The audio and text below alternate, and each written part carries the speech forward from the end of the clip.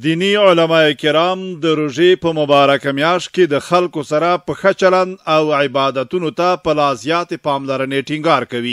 دوی وایي چې رمضان د عبادتونو او سخاوت میاشت ده، نو خلک باید لا زیات ښه اخلاق خپل کړي، د نفرتونو او کرکو ډډه وکړي. دینی عالمان وایي چې دا میاشت د رحمتونو، برکتونو او مغفرتونو د ترلاسه کولو ځانګړې میاشت ده، نو پکار ده چې مسلمانان ورڅخه عظیمه ګټه پورته کړي. دغه راز دینی عالمانو د روژې د اهمیت په اړه خلکو ته د دینی لارښوونو سپارښتنه کوي او زیاتوي.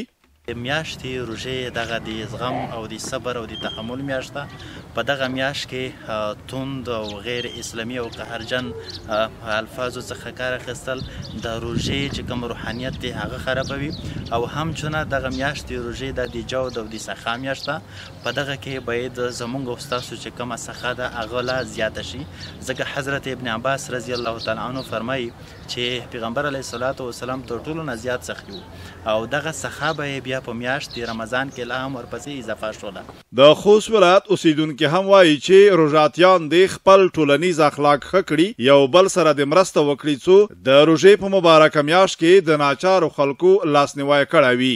الحمدلله چې الله رب العالمین او تاسې باندې داسې میاشت راوښتې ده چې په هغه میاشت کې الله رب العالمین مسلمانانو ته ګناهونه معاف کوي او الله رب العالمین مسلمانانو ته مغفرت کوي. نو موږ او تاسو ته پکار ده چې په دغه میاشت کې موږ د غریبانو لاسنیوی وکړو، او همدارنګه په دغه میاشت کې کوم او تاسو وګورو په بازار کې ډیر غریبان کسان وي، ګاډۍ والا وي، نور غریبان کسان وي، هغوی سره موږ او تاسو باید مرسته وکړو، ځکه چې الله رب العالمین مرسته کوونکي خوښوي. نو د دې لپاره چې دغه زیاته برکتي میاشت ده او صدقې یو په 2 چنده یو په 10 چنده راته بدلیږي، نو موږ باید د دې سره کومک وکړو. الحمدلله تاسو ته معلومه ده چې دغه د رمضان مبارک بهتره میاشت ده په ټولو میاشتو کې، او په دې کې یوه داسې ورځ ده، یوه شپه ده چې د 1000 میاشتو لپاره ډېره زیات فضیلت لري.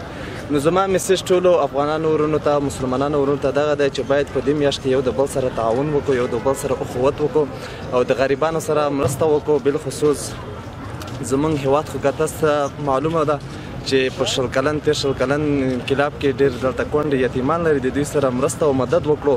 په هر لحاظ یو د بل سره مینه او محبت ولرو، کومې زړې طرفګنۍ چې دي افزا قسم کینه او بغض عداوت هغه د خپلو زړونو څخه وباسو. د دغه ولایت اوسیدونکي همداراز ټینګار کوي چې روژه کې باید د تاوتریخوالي او شخړو پر ځای د سولې، ثبات او ورورولۍ د ټینګښت لپاره لا زیاتې هڅې وشي.